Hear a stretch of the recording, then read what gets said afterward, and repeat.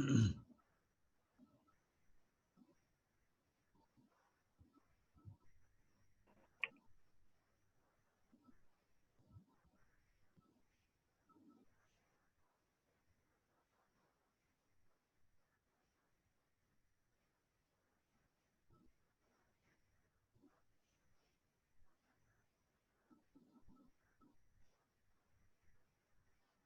the audio. Assalamu alaikum. वालेकुम अस्सलाम. We are waiting for the students when they are going to come in. Then in like 2 minutes we could start it. Okay, sir.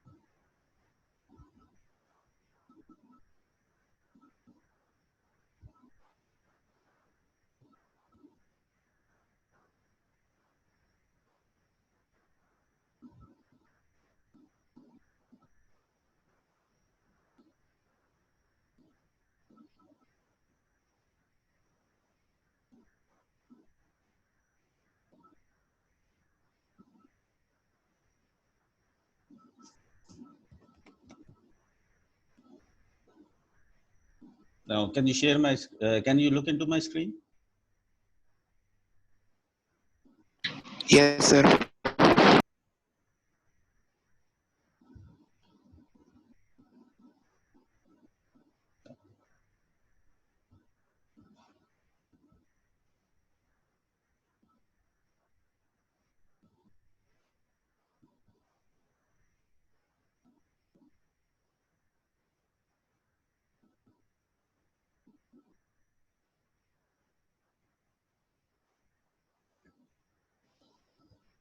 Okay, let's start. Sir एक minute sir, Ayesha आने वाली है.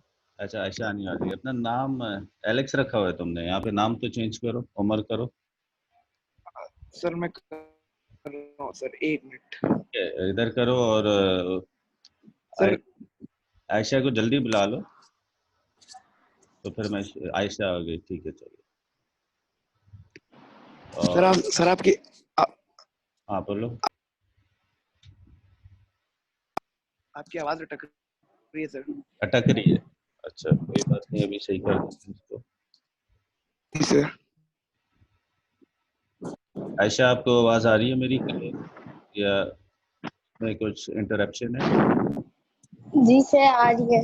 अच्छा, तो उमर, ये आपके एंड से मसला आ रहा है. आयशा को मेरी क्लियर आवाज आ रही है. अस्सलाम वालेकुम ऑल. सर आपकी वालेकुम क्लियर आ रही है. अच्छा, तो बाकी आपकी पार्टनर कहाँ है आयशा? सर अब अंशरा बताने मैं पूछती हूँ. अच्छा, तो हम शुरू कर देते हैं. ठीक है बेटा, जब वो बीच में आ जाएंगे तो she could join in. We don't have a lot of time. Okay, so let's start it. अच्छा, अब Okay, sir. सिंस, ठीक है, सिंस बीन अ व्हाइल, तो हम कोशिश करेंगे कि हम जो पिछले टॉपिक्स हैं कुछ रिव्यू कर लें, so that we get connected. और उसके बाद जो है then we could start in जहाँ से हमने छोड़ा था.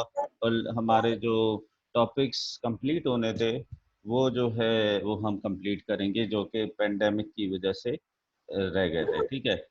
अच्छा, मेरा जो मोड ऑफ कम्युनिकेशन है वो टोटली इंग्लिश में रहेगा. ठीक है, अगर कोई प्रॉब्लम आ रही हो समझने में तो आप जो है वो मुझसे फिर ये कि पूछ सकते हैं. ठीक है, इजी इंग्लिश यूज होगी. ओके, स्टार्ट करते हैं. और आप दोनों जो है वो म्यूट कर दें. आयशा आप भी म्यूट कर दें, एलेक्स आप भी, उमर. और ये बाद में जो है अपना नाम चेंज, बल्कि अभी कर दो उसको. उमर, सर मैं कर दूंगा. चलो स्टार्ट कर.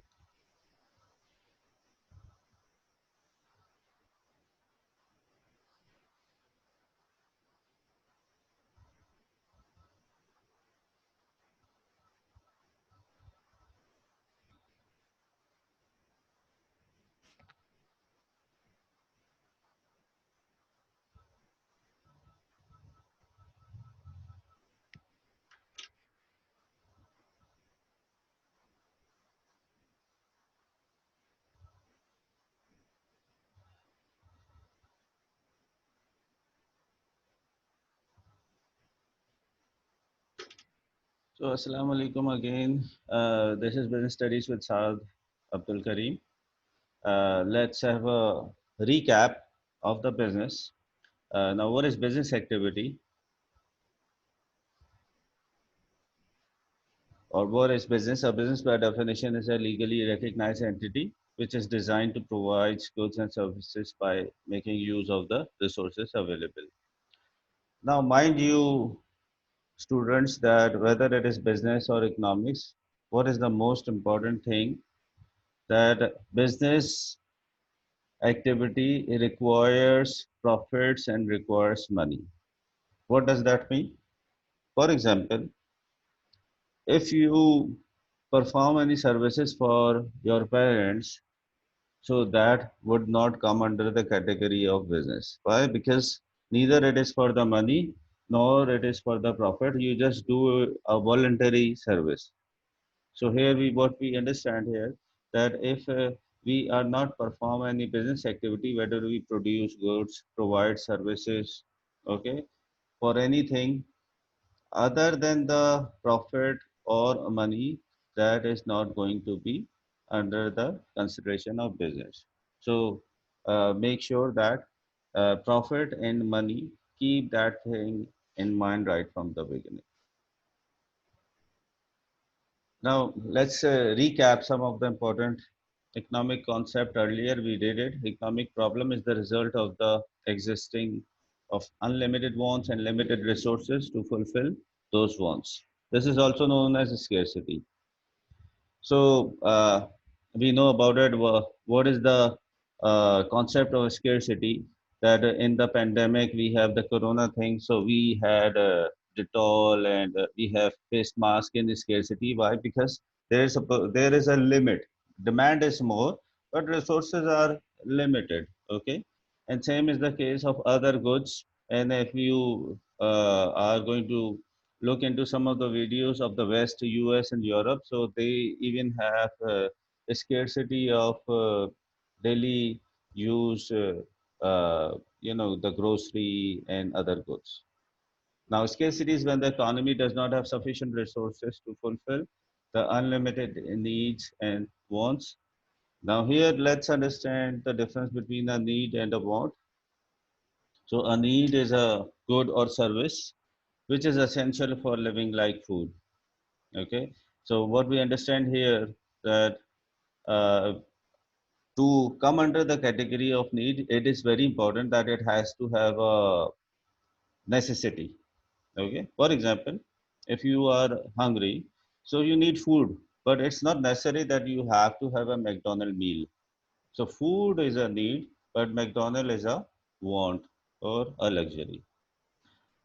A want is a good or service which people would like to have, but which is not essential for living, like a branded perfume. Wants are unlimited. So anything that does not come under the umbrella of necessity, so all are want, and we know about it that we do have unlimited wants. If we have, for instance, if we have a cycle, we want a bike. If we are having a bike, we want a car. If we are having a car, we want a helicopter or a jet plane, and so on. So endless list of the want, and this is one of the very reason that we have to have a balance of our resources and of our wants and needs.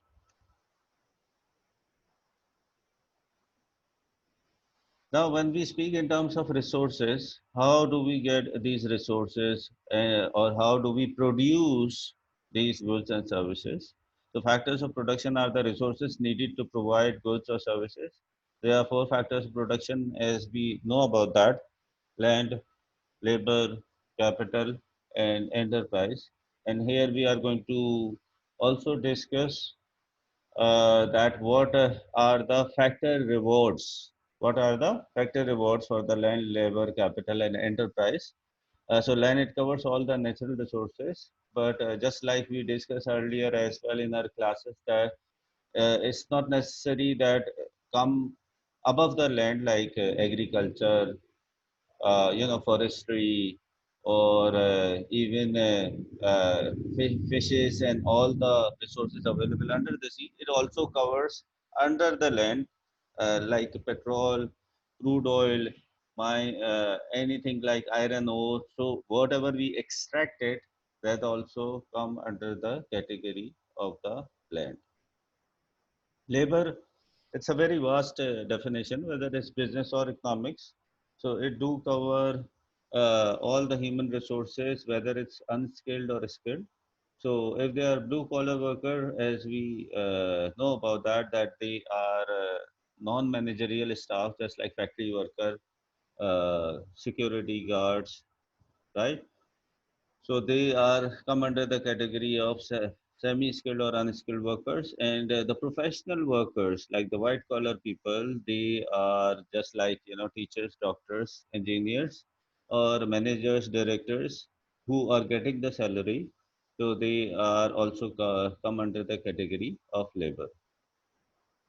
Capital, it covers the finance, machinery, and equipment. You also study in accounting that all the assets, whether current or non-current assets, they come under the category of the capital. So it is easy to remember that capital are man-made resources. Whereas when we speak in terms of the land, so it's all covered with the natural resources. So the raw material, that's whatever we get it for the secondary activity. So these are all the natural resources. But when whatever we produce goods and services, and whatever the resources like building, truck, machinery, and these are our capital, and they are all made up of with the help of the human hands. Now, the last but not the least, we do have enterprise. It covers the risk taking ability of the person who brings together the other three factors of production. So this is one of the most important factor of all, and we also study the enterprise uh, and growth, chapter 3, where we know that what are the qualities of the good entrepreneur. But the most important thing of all is this, the risk taking ability, because this can differentiate the owner or the entrepreneur and the rest of the 10, 100 or 1000 people working for him. These people, they choose to work for somebody because they don't have that ability of risk taking. Okay. And here we don't say, okay, just jump into the water or jump into the business without doing any homework. And this is one of the reasons we do study business and economics, so that we can do our homework and minimize our risk of failure for the startup business. Because as we discussed earlier, that most of the business they start, they fail. We know that in the current situation, most of the small businesses they close. Why? Because of the lack of customers? No, because they don't have any enough money to survive in these kind of emergency situation. So it is very important whenever somebody wants to start a business.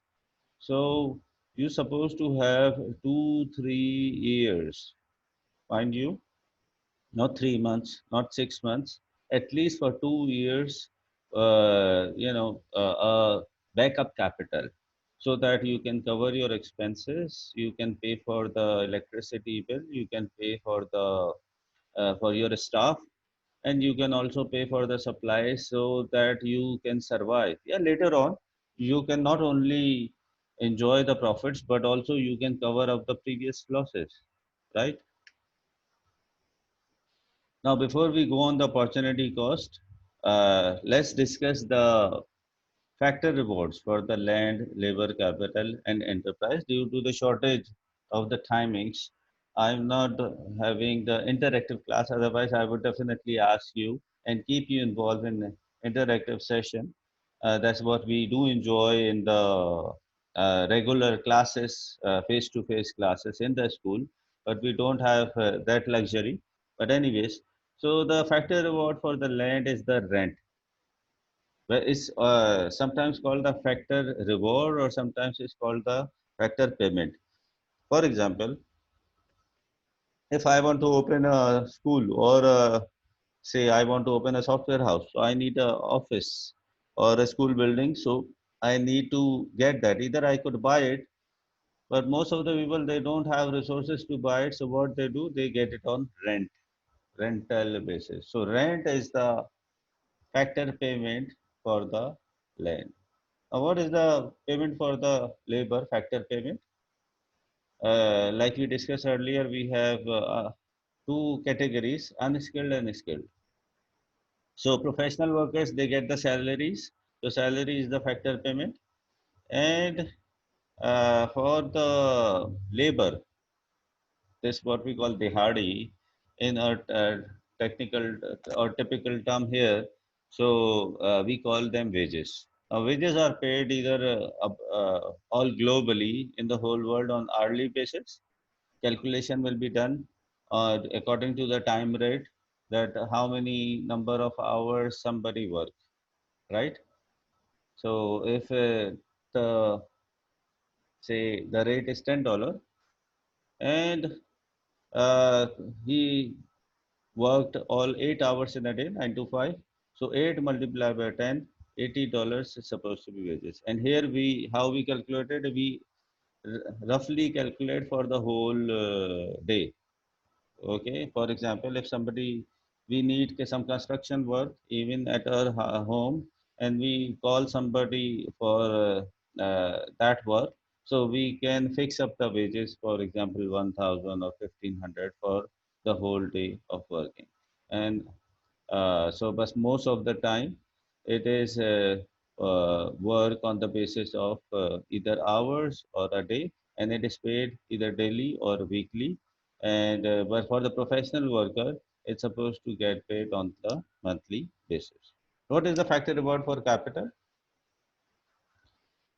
We know that this is one of the most important factor of all, because if somebody doesn't have capital, so you cannot get a place on rent, you cannot pay to the labor, and similarly you cannot buy or lease some of the capital resources. For example, you cannot get machinery, you cannot get equipments for the offices like printers, computers, ACs, and so on. So you have to have it. So you go to the bank, you get a loan, and they don't give you that loan for free. As we know about it, they are there to make some profits. So that profit or the reward or the factor payment for the capital is called interest. What is called interest? So, for example, if I get a loan for 1 lakh and they say okay, 10% is the interest. So, if we do have the calculation, 1 lakh multiplied by 10%, so it's going to be 10,000 for a particular period of time. So, if we get a loan of the 1 lakh, we don't pay back 1 lakh. We pay 1 lakh 10,000 because there is a factor payment for the capital. Now again, the last but not the least, enterprise, who combine all the resources, who put his experience, who put his efforts, you know, to and also the risk-taking ability to face good times and to face bad times like nowadays. Okay, so the factor payment and factor reward for the enterprise is the profits. Is the profits, and no, none of the business start for the losses. All the business, whether even it's a social enterprise or it's a government corporation, just like PIA, or initially when they established, they were enjoying the profits. You know, so whether it's a private business or a government-owned business, all the business they start up for the profits. Now, what is opportunity cost? Opportunity cost is the next best alternative given up by choosing another option. In other words, this is the value of the product foregone to produce or obtain another product. So, but the question arises about why there is a need for the opportunity cost? Because we have a scarcity of resources. Okay, and anybody, whether it's a worker who is having a salary or wages, that he is limited income. Or even if you are an entrepreneur, you are going to have limited amount of income or profits, right? So means that you have to make sure that you have to make a good choice. So opportunity cost the arises because you have to make a choice between this and that, between buying whether it's a student, so getting a say if you are having 1000 pocket money, you have two options: either you are going to buy a book or you are going to buy a meal of Burger King. So if you being a wise student buying a book, so definitely whatever you let it go, since you let it go the Burger King meal, so it's going to be the opportunity cost. Same applies everywhere. It's apply for the business as well. Being a businessman, I want to buy both machines, machine A and machine B, as we have seen the example in our book. So I wanted both, but I don't have resources to buy both. Either I could buy A or I could buy B. If I buy B, so A, machine A, I let it go. That is the opportunity cost. And same is the case with the government as well. Government wants to do everything for the betterment of the society or for its own people. So, but again, government even have limited budget, limited amount to spend. Either they can build up a hospital, build up a road, or build up a say a library.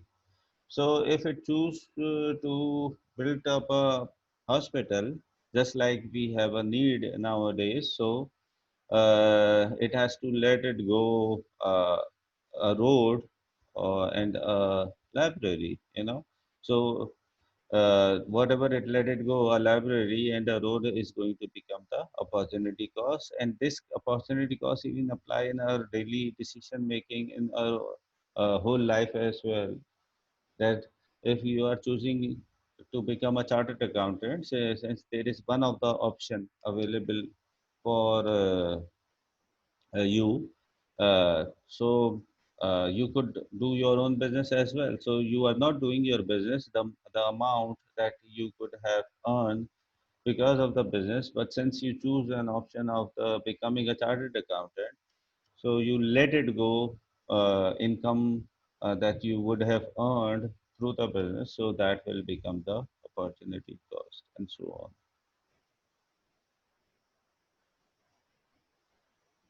Now, what is division of labor? And there is also important concept that is called specialization. And later on, we have one of the chapter coming, that is organization and management, that we have different department. The whole chapter is going to highlight these things, and we know about it that we excel, we get perfect, we become very good by repeating one thing again and again. And this is what we call practicing, whether it's sports, whether it's a professional thing, or whether it's any kind of work.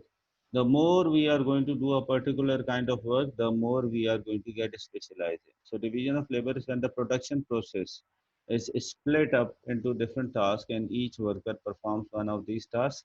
It is also known as specialization. In our book, we had that example of the Joe, that Joe used to do all the work by himself. So he ended up with making one table in a week, cutting the woods, assembling the woods, right? And polishing the woods and delivery to the customer. So he has to do all the work by himself. After 20 years, work becomes specialized. There were four people working for different, cutting the woods done by somebody else, sampling done by somebody else, and similarly somebody else is going to say polishing up the table, and the fourth one is going to deliver the goods. So everybody is doing. So the person who is polishing for so many years, he just do the polishing, so he get excel, he get specialized in task. Okay, just like a regular doctor MBBS, he can do, or he can cure all kind of diseases. But when we speak in terms specialized, like a heart specialist, like a eye specialist and all, even though there will be less number of say patients, but his fees will be 10 times more than the MBBS doctor.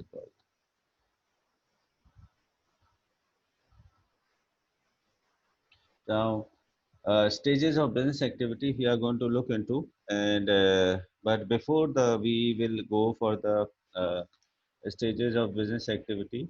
Uh, we have this comes under the topic. We have the purpose of the business activity, right? So primary, secondary, and tertiary. So these are the basic three stages of business activity.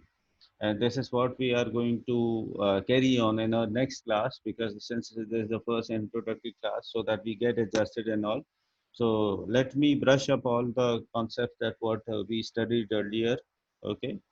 And we are going to end up the class in around 12:30, okay? And then we are going to carry on this topic of the stages of business activity in our next class, what we studied so far.